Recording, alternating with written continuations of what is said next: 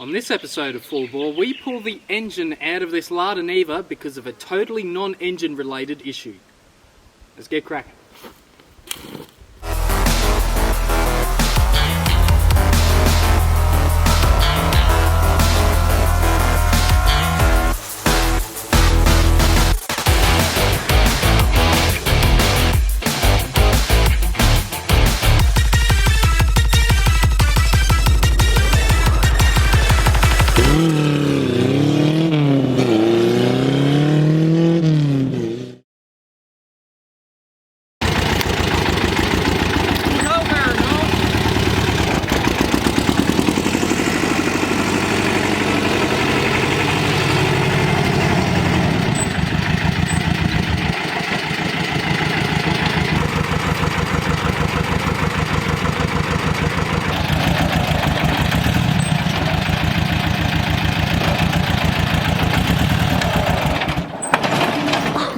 Didn't work.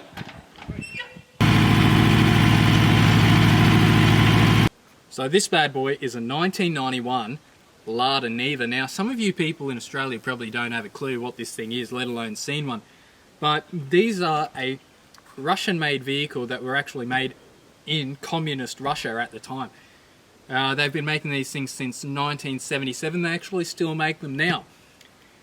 These were actually released in Australia in about 1983 off the top of my head, and they were released to a lot of acclaim in a lot of the four-wheel driving magazines because they actually have a lot of features on them that at the time were really advanced.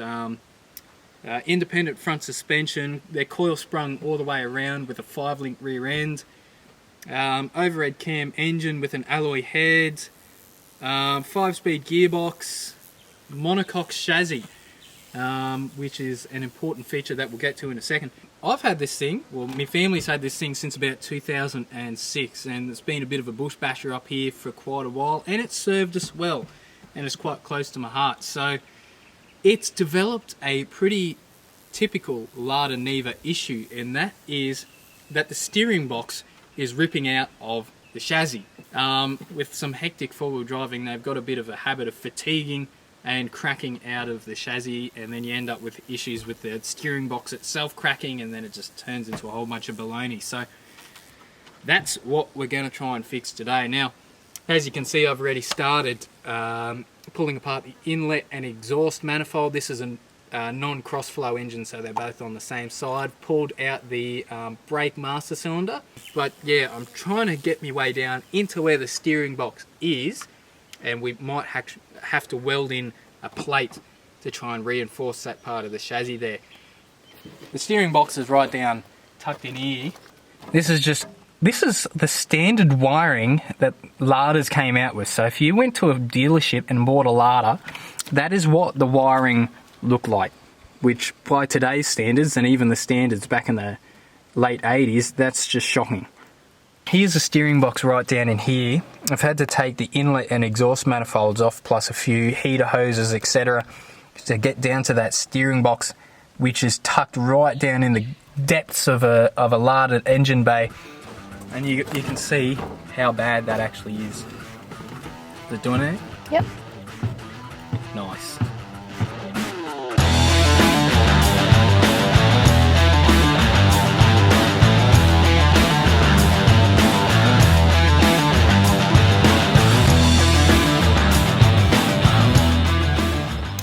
Engine mount is undone there, and once again the engine, the block is actually bolted straight to the diff, just there. You can just see the diff down the bottom there, so I've had to undo that bolt there and that bolt there, which bolts the diff to the bottom of the engine. Interesting design if you ask me. It must work because hey, they're still making them, but a bit of a pain.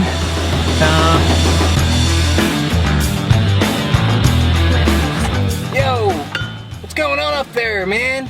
I'm having a great time.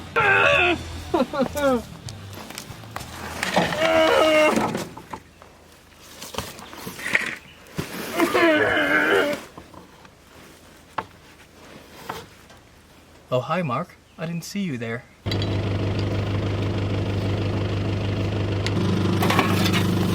Yeet! Okay, as you can tell, I probably don't really have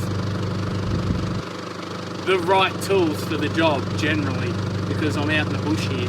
But what we've got is a chain attached to 2 trees here with the pulley block in the center, and there that is attached to my high-tech Lada engine removal tool, which is that there.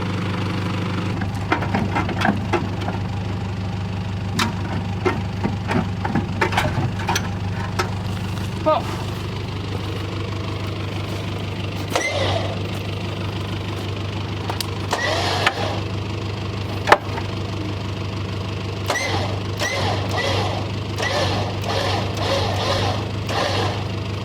Nice.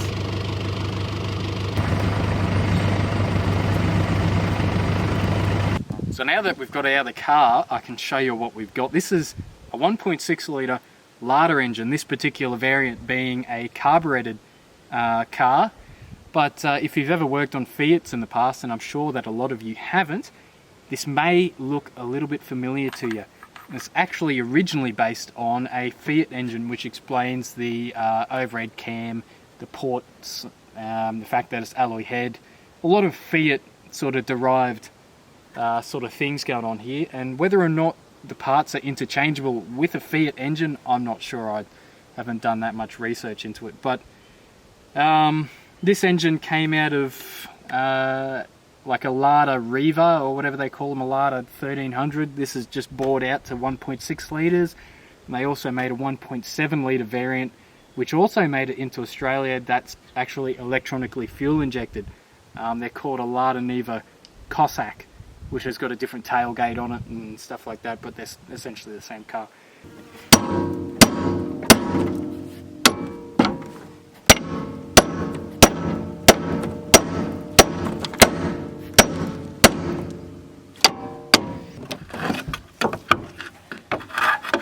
Yo!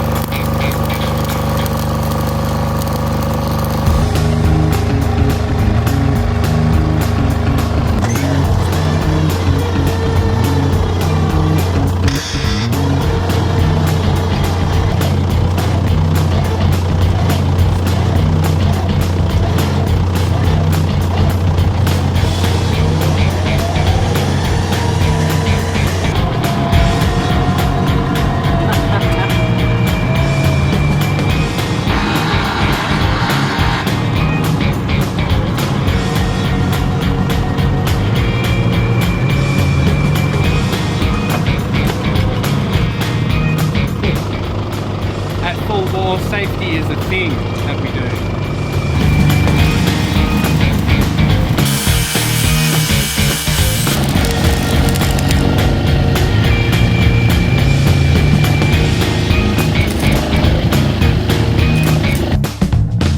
So it's pretty easy to see that we're doing some exemplary work. I'll show you what we've gotten up to. Look at that! Look at that. Now that is some proper profesh work. So these are Davo's boogers, and he's done a pretty good job, I've got to say. There's a few wormholes to another dimension kicking around in there as well. I'll just say there to let the water out. He's done pretty well considering that he's got a welder from like the 1930s connected to a Chinese generator out in the middle of the bush using welding rods that are about 10 years old, so oh, can't complain.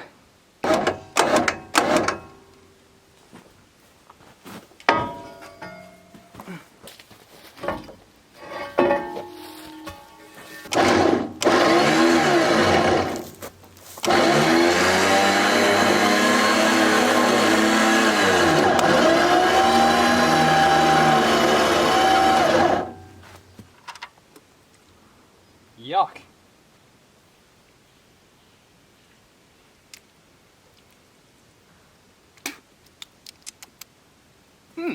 Tastes like vodka. As you can see, I'm cleaning my Lada engine with a toothbrush and some washing detergent. Now, some of you might be thinking, what a waste of time. And you're dead right. But I have a motto that I live by, and that motto is, if you're going to do something, you might as well do it slightly better than what you might have done if you hadn't have done it as good as what you did. So what I'm doing is just making it clean, so when people open the bonnet they can look at it and go, wow, he's done a really professional job in rebuilding this engine, but really all I've done is put a plate on the chassis.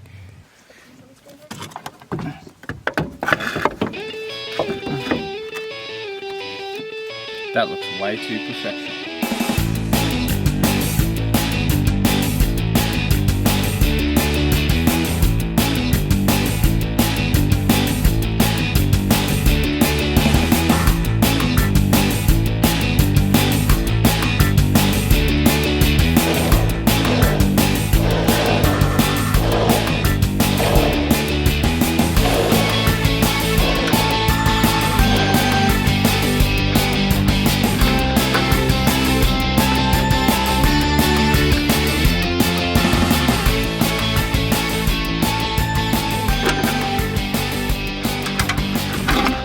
Yes! Oh. Okay.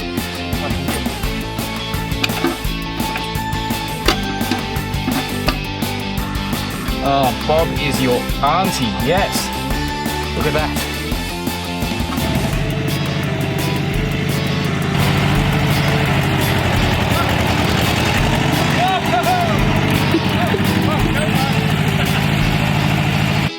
As you can see, we've gotten pretty far with this Lada.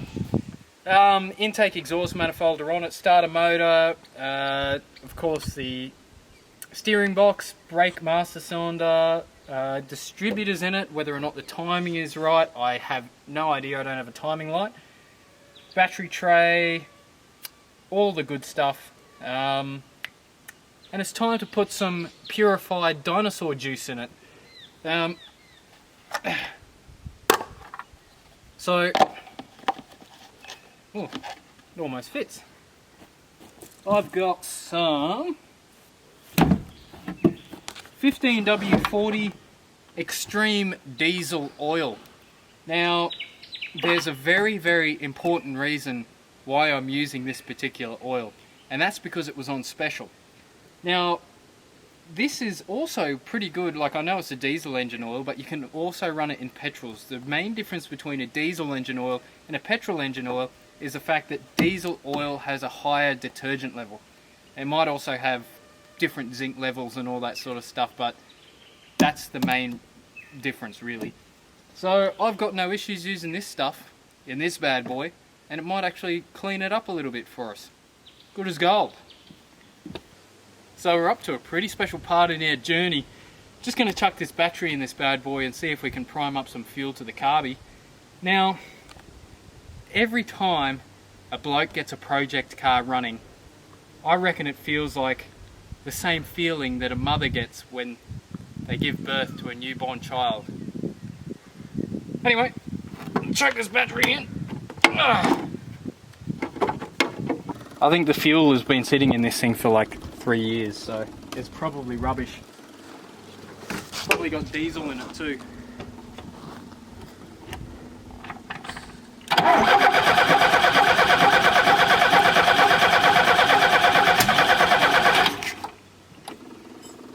Okay, she's the timing's a bit off, that's for sure.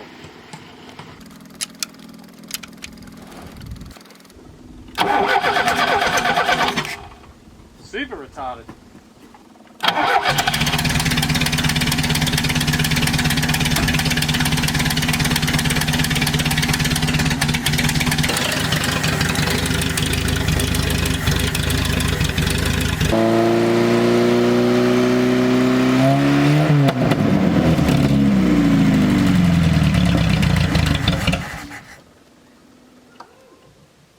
Great success.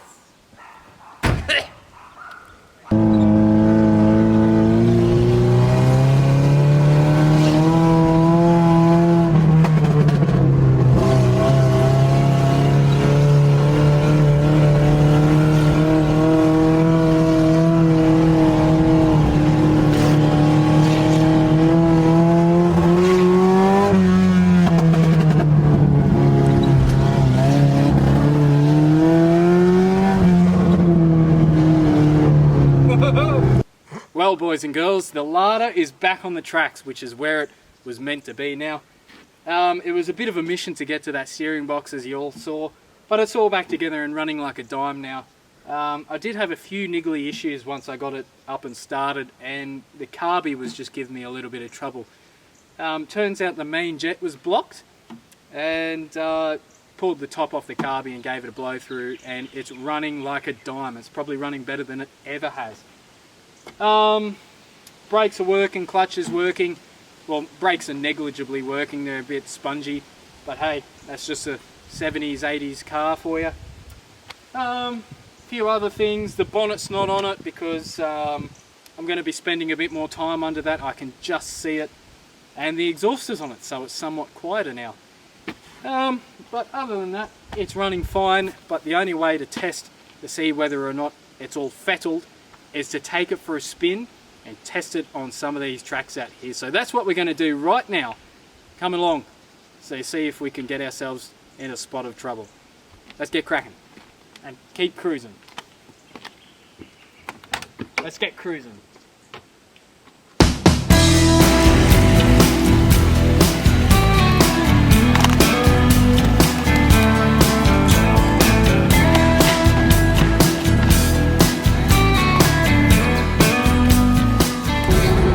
So the Lada Niva was released in Russia in about 1977, and compared to a lot of the other four-wheel drives that were on the market at the time, they were absolutely light years ahead of the game with that independent coil front end, 5-link coil rear end, 5-speed gearbox in the later models, overhead cam engine, etc, etc. The list goes on. They even had disc brakes. In Australia, these things were released in about 1983.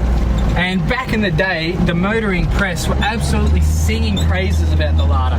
So why didn't they really take off as a capable and renowned four-wheel drive in Australian culture, say like the Land Cruiser, the Nissan Patrol, and even to an extent the Suzuki Sierra, which this thing sort of competed with?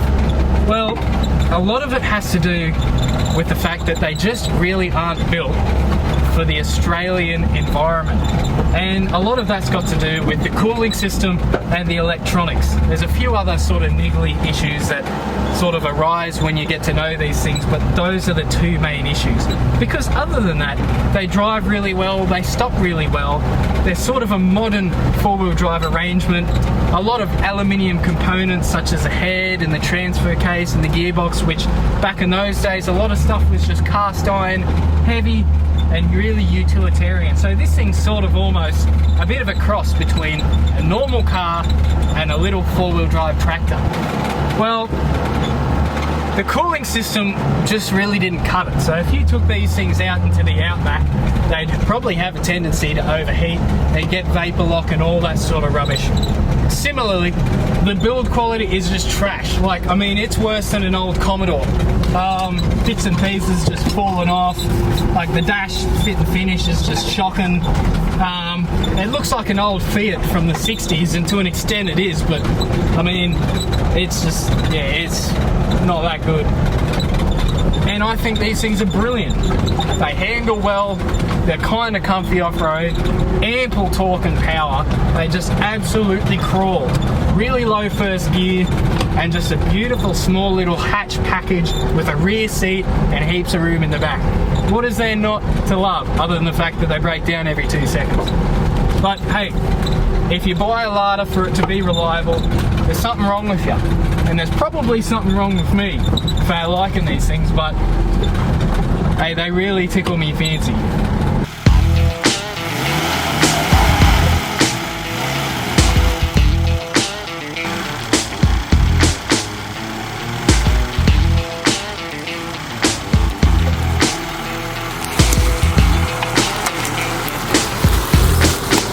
Nice.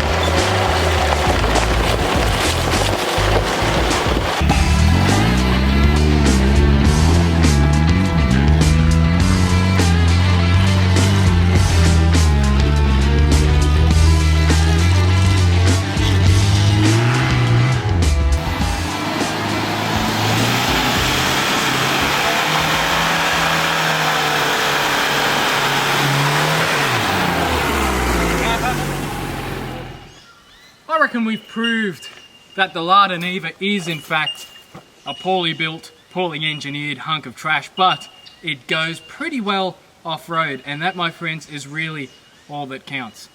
And on that note, I reckon we'll end this episode of Full Bore. We'll catch you when we next meet on one of the future episodes of this channel, which is Full Bore. And don't forget, keep cruising.